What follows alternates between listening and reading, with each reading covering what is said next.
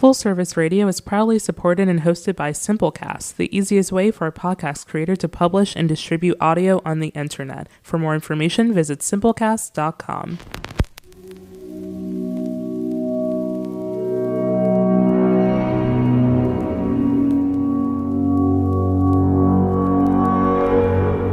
Full Service Radio.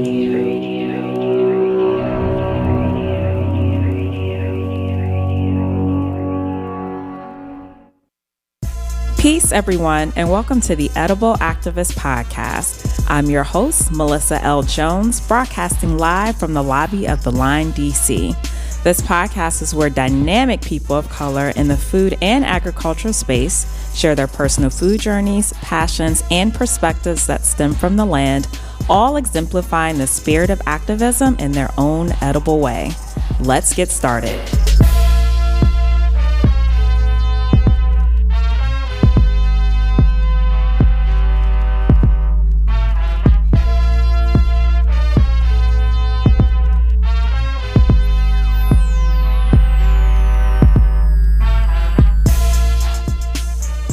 Peace, everyone. This is your host, Melissa L. Jones, here with the Edible Activist Podcast, broadcasting live from the lobby of the Line, D.C., here on Full Service Radio. Today in the studio, I am joined by the amazing Violet King, a.k.a. the Cosmic Farmer. She is a mama, artist, herbalist, and Howard alum. In 2011, Violet moved to Anacostia, where she would find herself living in a food desert and faced with the challenge of accessing homegrown fruits and vegetables. Afraid that she would not be able to feed her family, Violet began growing her own food to become more self-sufficient. She has worked on food policy issues and now manages a farm in Northeast DC. When she's not farming, you can find her playing 24/7 mom to her three kids, her three beautiful kids, and singing with Vivi and the Rebels in and around the city. Welcome to the show, Violet. Thank you for having me. Yay. Violet, your kids are beautiful. I'm sorry to tell you again. Your kids are so beautiful. Thank you for being here on the show. We have known each other for quite some time, and actually even before the food scene. So in the spirit of your artistry work, yes, you know, and having seen you performed. And so it's just crazy how like the stars aligned, and, you know, and just food brings us together. It does. So, you are a Texas native, actually. I am, yes. And you moved to DC back in 2006. 2006. Mm-hmm. You went to Howard. You studied anthropology. Yes. And then you moved to Anacostia in 2011, and you find yourself in this place where you don't have access to food.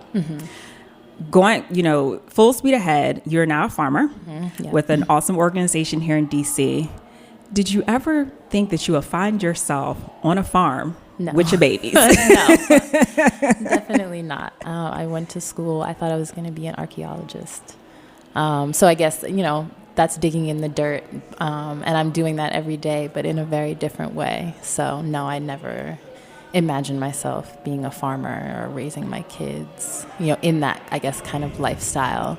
But now that I'm older, it feels like exactly where I'm supposed to be. And, you know, I follow you on Instagram, and I see you out in the field and your kids sitting right next to you. And I'm like, oh my gosh, like, I want that to be me. I don't know if I'm gonna have kids, y'all, but, do you feel like you see a lot of that, or do you feel like you see less of that? Because that's what the scene used to be hundreds of years ago. Yeah. I mean, and as it pertains to Black people being out on the farm with their kids. Yeah. I don't know that I've encountered that a lot. I'll say like I went to a farm conference in Virginia like a month or so ago, and there were all these little babies there, all these farm babies. So I think like in farming culture, it's a thing, definitely to have kids and raise your children on the farm. But I think like in an urban space and being a Black urban farmer, I haven't seen that a lot in DC necessarily. I had kids, at a younger age, so it may be like folks in my peer group just haven't had kids yet. And then that will be changing, as more people have children. And then I hear a lot of like, it's not possible to be a farmer and have a little baby. Well, that's what I was going to ask you. Do you hear any misconceptions about being a parent and a farmer at the same damn time? Yeah, definitely. It's like, I've heard like, it's not possible to be a mom and to have your baby on the farm just because of the type of work that it is, the hours, the labor. So I have that in the back of my mind, but at the same time, like, it's important for me to, be with my youngest daughter. My other 2 kids are in school. She's only almost 7 months old. So it's important for me to have her with me as much as I can, during this early part of her life.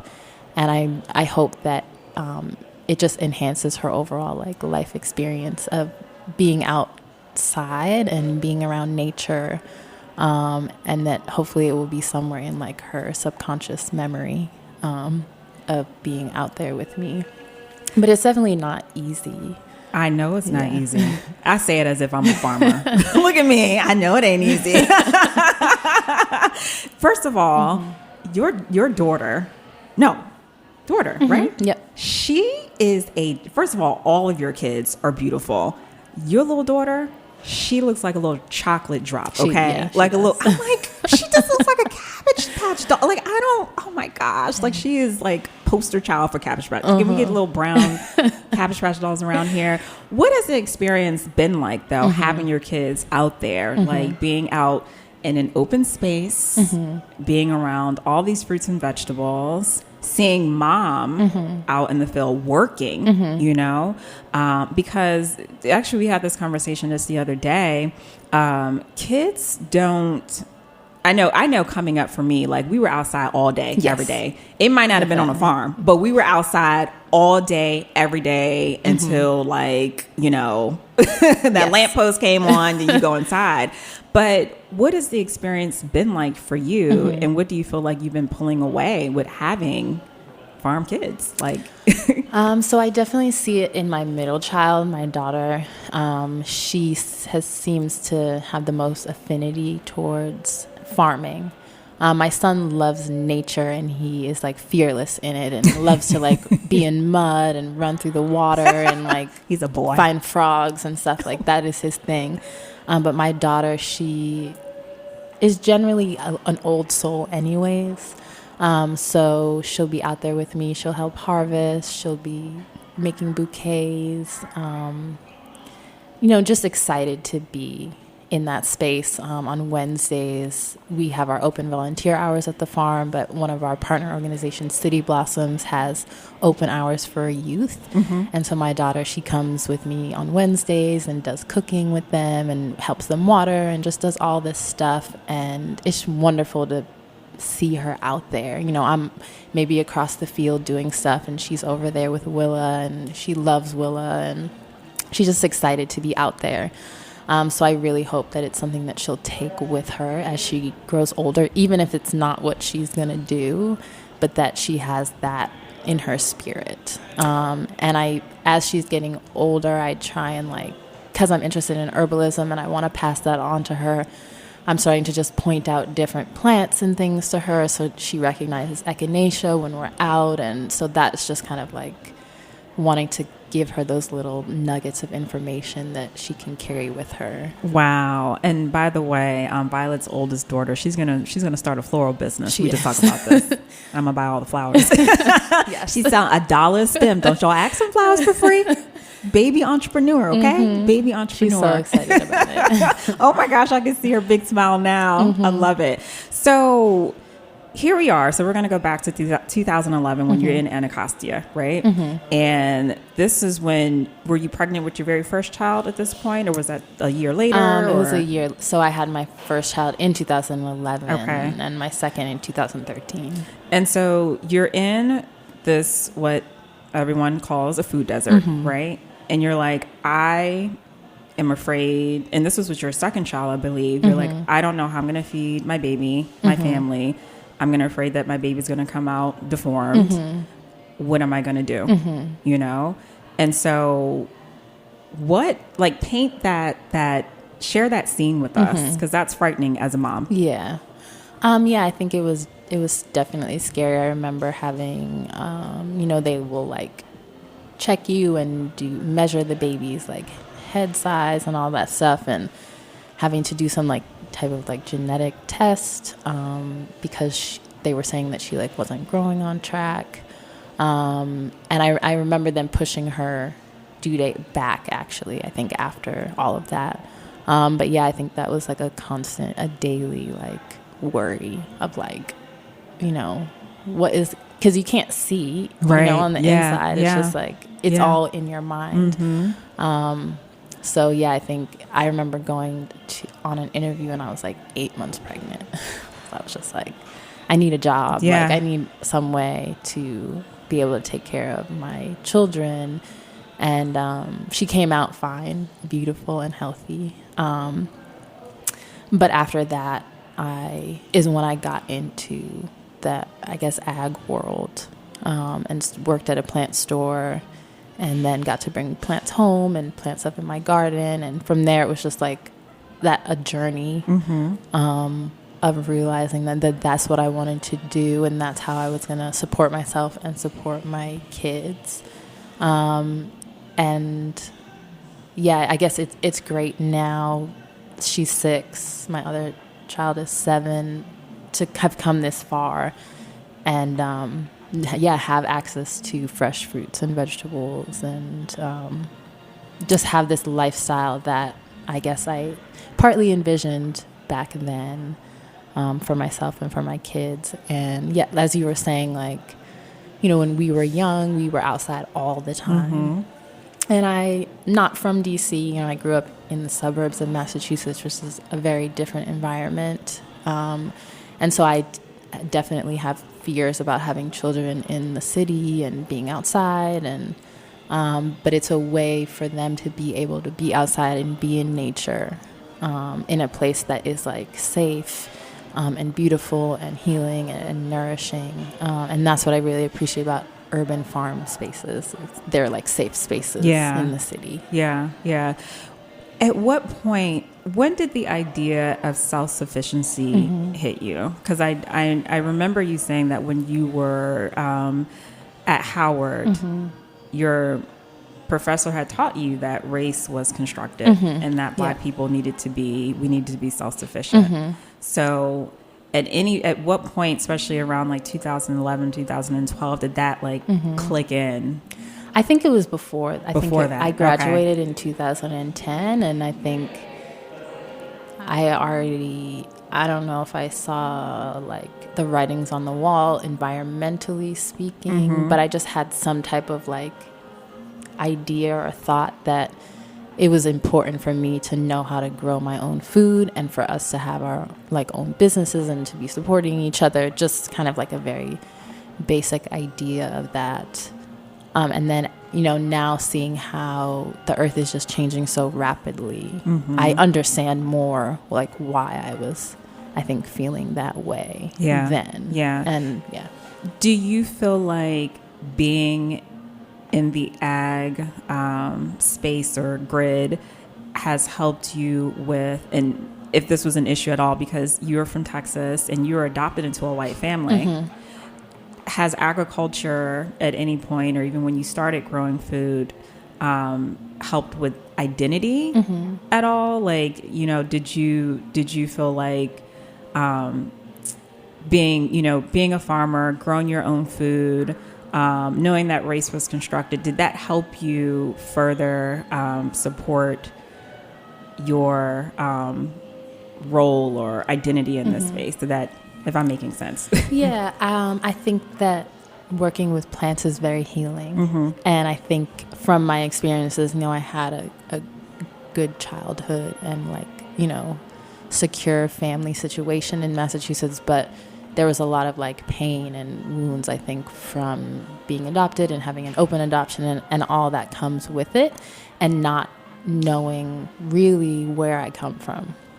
And I found that like agriculture and plants is my connection to my ancestors of like, even if my family members now in Texas, they don't farm, they're not doing that. I know that somewhere along the line somebody has, and I feel some type of connection, like it's in me to be doing this type of work. And so I found like great healing through specifically working with medicinal herbs. Wow. Okay. And then being able to teach and like share that information with people. Wow. If you're just tuning in, this is Melissa L. Jones here at the Edible Activist Podcast, broadcasting live from the lobby of the Line Hotel DC here on Full Service Radio. I am chatting with Violet King, who is a mama first. She is a farmer and she's an artist. And we are actually just talking a bit about her growing up, coming to DC and being challenged with food insecurity and, being afraid that at one point that she didn't know she'd be able to feed her family, the idea of being self-sufficient and growing your own food, and how agriculture and connecting with plants and medicinal plants, to be more specific, has helped, heal a lot of the trauma that you faced coming up with, being adopted and just with identity as well, being able to identify with, where you came from, with your heritage, and that agriculture helped with that. So you're also an herbalist. Yes. And you've been expanding a lot as of late with your herbalist work. But I do have, before we dive into that, my biggest question is that a lot of people say that they're herbalists, which is great. You can claim to be whatever you want to be. Is everybody a healer? I don't know. I think that everyone has the potential to heal themselves. But that maybe healers have the ability to heal themselves and guide people along their healing journey. That's what I would think. Okay. Yeah. And that's fair. And I don't know. I meet a lot of wonderful folks who say they're herbalists. And when I think of herbalists, I think like, I automatically associate, herbal lists with healing, because you're working with plants, and plants are medicine, and so talk to me more about your herbalist work. I know you actually got a workshop later today. I'm working on I'm in the process of teaching just kind of an introductory workshop at the farm. We had our first class this past Saturday, and I'm working with DPR to put it on so that it's free. And so the idea behind it, and this is an idea that I'm hoping to grow beyond this, is to teach from a perspective of herbalism of the diaspora. And just like, I have a ton of herbalism books, and everything is from like a Western perspective. And I'm just lately feel tired of... I was going to say, you sick and tired of being sick and tired, right? I feel you, girl. I feel you. Reading these books and feeling like our contribution as African people and African American people to herbalism is like completely overlooked. So a class that I'm teaching on Saturday is kind of an introductory to herbalism of the diaspora. I like that. And it's definitely a new topic for me.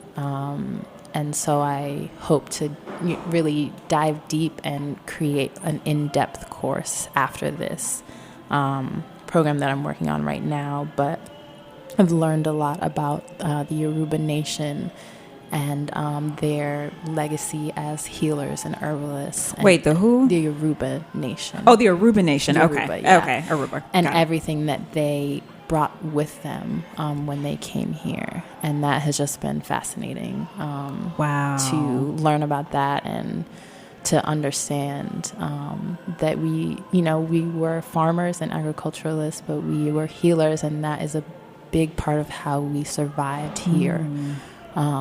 In America, and definitely in the Caribbean and in South America. I learned that I think Africa and South America share 70% of the same plant families, which means that even if enslaved Africans coming over here didn't necessarily recognize plants that they had in their home, they were able to recognize plants in the same family, and they were able to use those plants for all types of healing.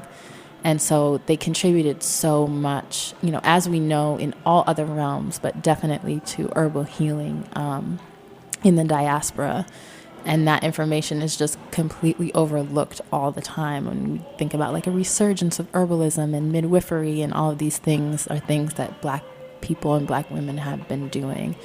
And so that is really my mission right now, is to do more research and share more of that information and create something that will just share that with, I had 20 people come to an herbalism workshop that I did at the Ark, mostly all Black people of all ages. Wow. And so I know that there's an interest in it. And so I just want to be a connector for people who are interested in learning more and feeling connected to their own heritage.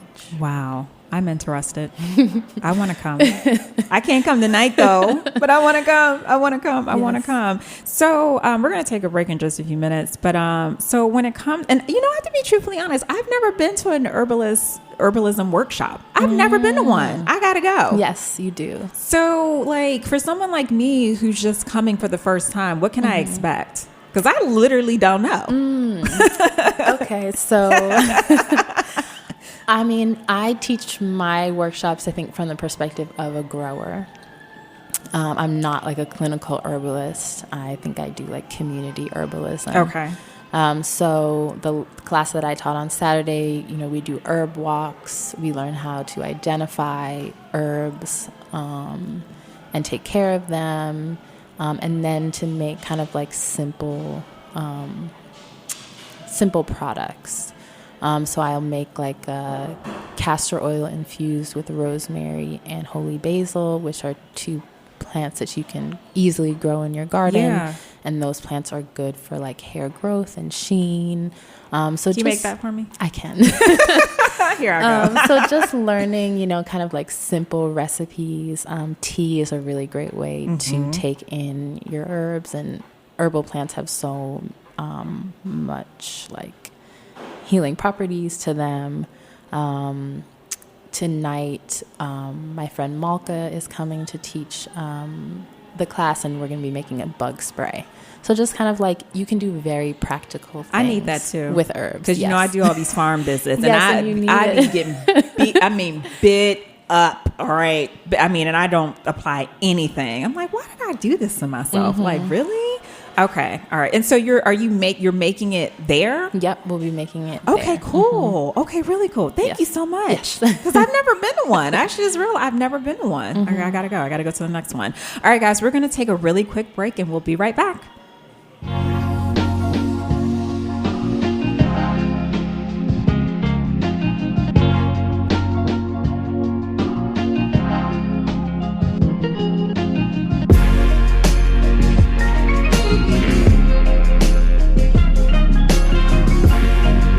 You're listening to Perfect Day, produced by Artists Authentic.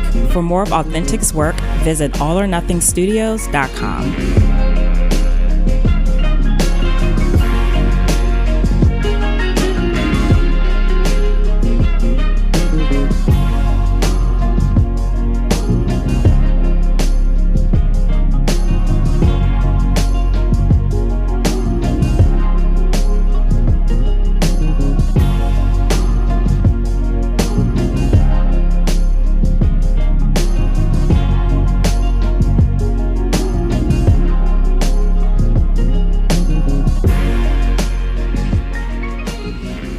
Welcome back. It's Melissa L. Jones here with the Edible Activist Podcast, broadcasting live from the lobby of the Line DC, the Line Hotel DC. My bad, y'all. My bad, Line. Here on Full Service Radio, and I am chatting with Farmer Violet King, aka the Cosmic Farmer, and we were actually just talking a bit about her herbalism work. I had never been to an herbalist class before, so she just gave me the rundown. I need to go to one. Don't judge me. All right, I'm gonna show up. I try to show up. I really do try to show up to a lot of these, events. Like, y'all do really great stuff. So thank you for giving me the rundown. I appreciate that. So, I actually want to touch on, we talked briefly about this. So you're originally from Texas, but Yes. you grew up in Boston, Massachusetts. You were adopted. Yeah. But you went back to Texas some years ago because is your grandfather still living? Yeah, my whole family is your there. whole family. Your whole family is there. Yes. And you connected with your grandfather and some other your family members. Your father has transitioned on, from Yes. what I understand. But when you went down there, and it's Stop 6, right? Is it Truck 6 or the area? Yeah. Mm-hmm. Okay. My grandma lives in Fort Worth and Stop 6. Okay. I'm not familiar with the Texas lingo. I try to go back to my notes. All right. But you got down there and you were like, this feels a little bit like Anacostia. Yes, absolutely. I don't have nowhere to buy groceries or food or like There's a Walmart. That's it. Yeah, there's a Walmart. Which my family is from a small town called Mahia, which is actually where Anna Nicole Smith is from, which is a random. But like the millionaire, whatever chicken guy that she married, his restaurant's there. My grandpa takes me to that restaurant. It's actually so really good. It is random. really random. But yeah, in Mahia, that's where my paternal side is from. My grandmother and my grandfather grew up there. My great grandmother is still there. My grandpa's still there. I have actually an enormous family in Texas. But with Walmart coming in, it basically like shut down the whole like. No farmers market, no stands, no watermelon, like nothing, not a peach, an apple. No, it's all at Walmart. Like their little town centers basically like just dried up. You drive through it and there's nothing going on. The Walmart's open 24 hours. So that is where people go to get their food. And you can tell, driving around, my grandpa will tell me like, this is where we went. We used to have the juke joint here. And actually one of the first Juneteenth celebrations was in Mahia. Oh, wow. So he took me to that park and to the lake that they were at. So it's a town, like I think a lot of rural places that had a very vibrant life. Yeah. And that has changed. All of the people on my grandmother's side have moved out of Mahia. Okay. And are in Fort Worth or in Dallas. Okay. I'm sure there's no job opportunities there. There's nothing. There's the state school. And that's it. And everybody can't work at the state school. Yeah. Okay. Oh, good grief. Good grief. So, and then, where my grandmother lives, it's residential, but, I remember just walking around there with my kids and being like, this is a food desert too. Wherever I go, is this what I'm going to encounter? Where Black people live? And if so, then, what is my contribution? What am I going to do to help alleviate this problem? Now, your dad worked at a greenhouse down in Texas, right? Or do I not have that right? Yeah. No greenhouse? No, he was in the that Army. Did someone work at a greenhouse? I worked at a plant store. Oh, Yeah. okay. So did somebody else in your family have a green thumb? Like prior? My grandpa told me that I think his grandmother had a green thumb.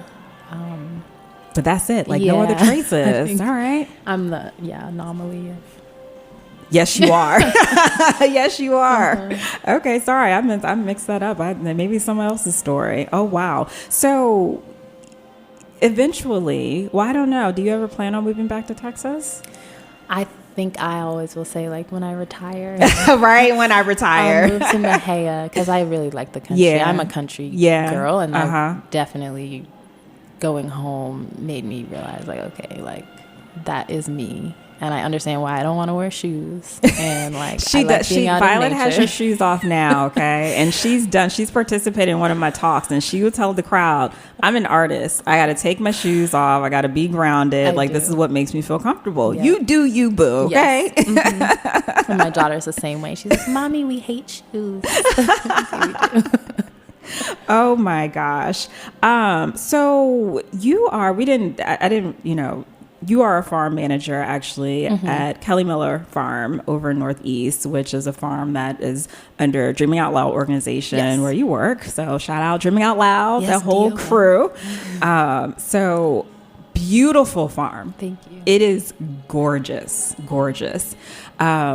What has been like just some of like the biggest accomplishments that you would say just being there and at that space, because it wasn't anything before y'all got there. Yeah, it was just the school, and the school and the field and the pool. Like that was it. And so literally like this, I felt like this secret garden has been planted, you know, in a food desert. Yeah.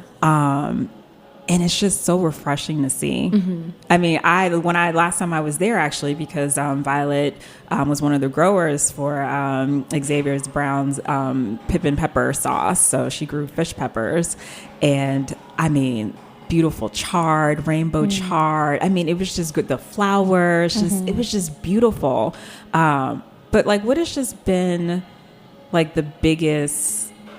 Like I said, just one of I guess the farm within itself, but what do you feel has been like one of the biggest accomplishments being there and having that space there? Yeah, I think definitely like for all of us in 2 years to make that space what it is right now has been without any like machinery. Whoa, that's all by hand is a That's a big deal. Accomplishment, and I feel I didn't know that. Yes, no, Good all by hand, grief. digging trenches by hand. Yo, all last year. So, and when I say we are builders for real, yes, we are builders. And here I go, like I ain't out there. One thing that I think is really cool is that we've only had like female staff on the farm, Black women. Yes, and that is really cool and just creates like a wonderful environment and energy. Something that I really appreciate. But for me, as I've gotten deeper into the agricultural scene, pollinators and creating pollinator habitats is a really important thing to me. And I feel really great about adding that to the space. And it's just a buzz with bees and butterflies and all these different types of bugs.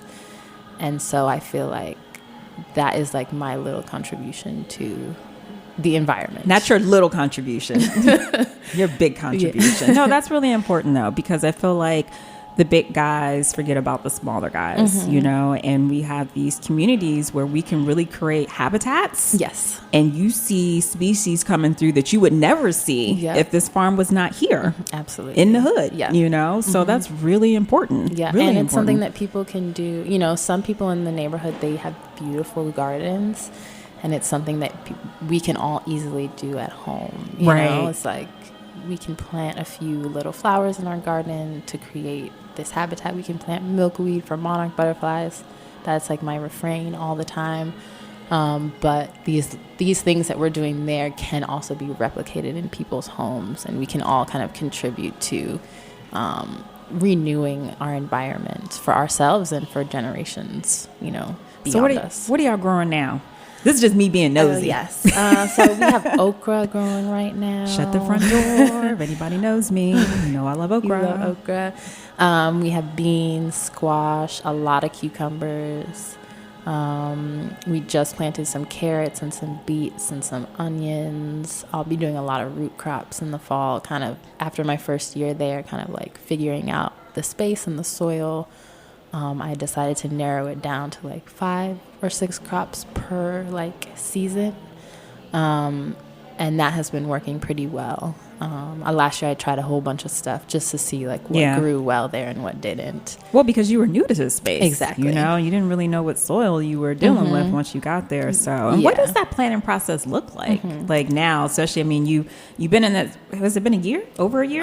This is our second growing season. Yeah. So what does that planning look like? Are you the one that has like the whole grid? You have the crops here and everything? Absolutely. Yes. I have like a master crop plan with all the information, and then like a narrowed down crop plan, and then I have what I actually planned. It goes the big picture to reality. Yeah, absolutely. And you know, try and keep it within that as much as possible, but it's just, you know, maybe a bed has cover crop in it and it's not ready yet, and another one is open, so you have to switch things around. But I make sure that I do a crop rotation and don't plant the same thing in the same place or of the same family in the same place, hopefully for at least 3 seasons. Okay. What has been like the most challenging thing to grow at Kelly Miller? If anything. Last year I tried potatoes. Okay. Normally I grow potatoes very easily. Okay. And they just didn't do well. Just regular potatoes or Yeah, sweet just potatoes? regular Potatoes. Potatoes. And Okay. they just didn't do well. They're heavy feeders, so the soil, I think, there just wasn't enough for them. And it was really wet last year. The weather last year was very strange. It and it was. was pretty bad. Yeah. So that was a struggle. And I think brassicas, like everyone, people like collards and kale and stuff, but they have the most pest problems. And so that's always like, as it gets warmer, that's your fight. Just like fighting off. Farming is a fight, man. Yeah. Make a t-shirt out of that. Farming is a fight. Like, it really is. All right. Well, we are going to wrap up in just a few moments, but I did want to also talk about some of the food policy work that you've done. I mean, because I felt like you took like a short break from the farm. I did, yeah. And you said, I want to dive into food policy. Why? I wanted to change.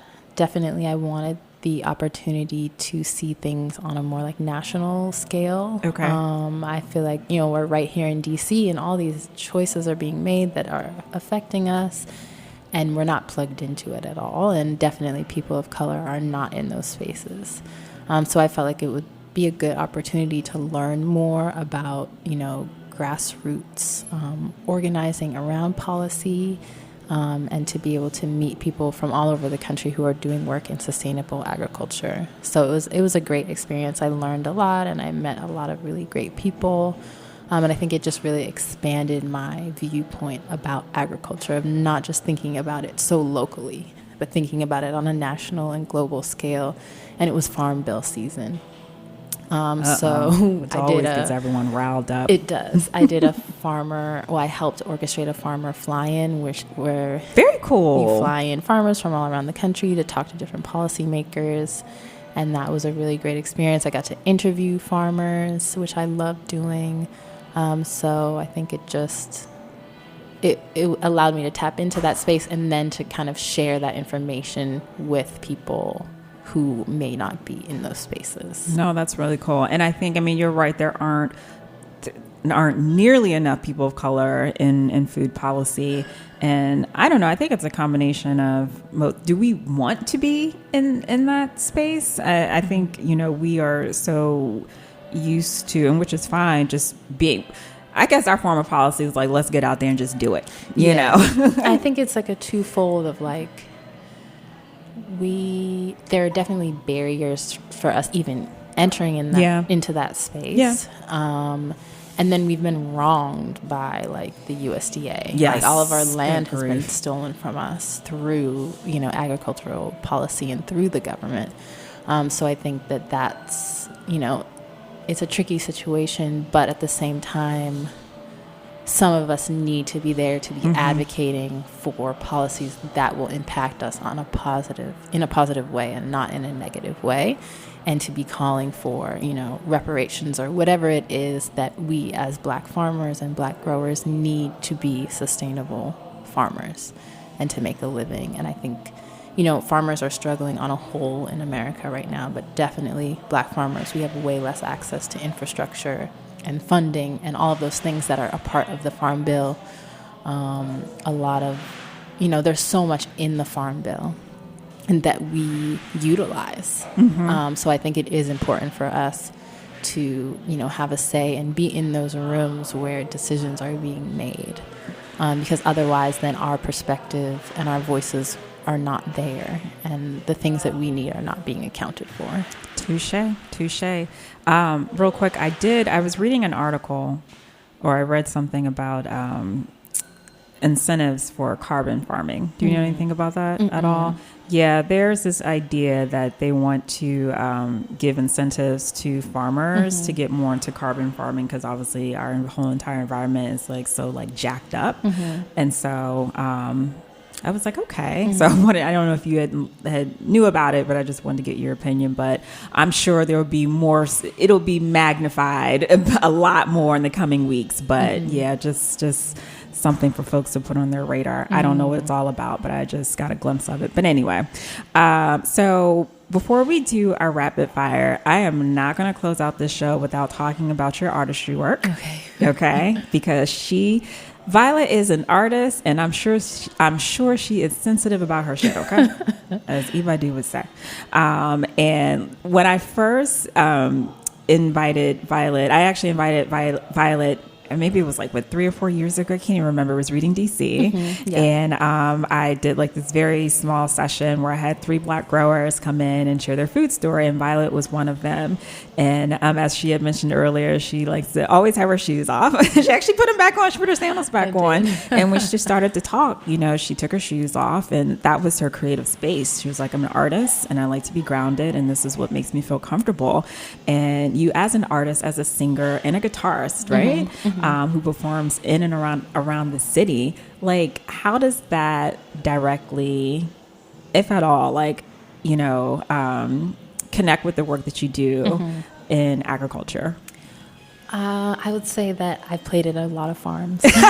There it is. Yes. You have done some garden series and stuff, right? Yeah, I've definitely played at a lot of gardens, and I think of it as like, after a long day of work on the farm, you want to go home and like play your guitar and make music. And, if you're thinking about like in the past that like you can be a farmer and you can be an artist at the same time. And I think but there are a lot of farmers who are artists. Yeah, though. Definitely. I think it goes hand in hand. It's like, it's culture making, way, right? And so I think the sensitivities that require you to be a farmer also are there as an artist. Well, that's how we used to celebrate, out in the field when they would catch fish and everything. Like, we would be out there with the drums and everything. Like, it was music and farming. Yeah. So Fred, who was at Farmer Fred, who was in here, used to work at Eco City Farms. He's now with 11 Carrots. He's a drummer. Oh, yes. He's a drummer. Yeah, and we had a garden concert at his house. See, you see how this is all connected? Well, Violet, thank you so much for being on the show. Thank you for I having appreciate me. it. We're going to do a really quick rapid fire. Actually, where can people find you? Where do you want people to find you? You can find me. There is a difference. Do you want to be found? You can find me on Instagram. My handle is Cosmic Farmer for all farming related and herbalist related things. And I don't have like a website or anything. That's kind of my only social media that And you all are doing, you're doing a workshop tonight as well? Yes, so there's a workshop tonight from 6 to 8 at the farm at Kelly Miller, and then one this Saturday from 9 to 12 at the farm at Kelly Miller.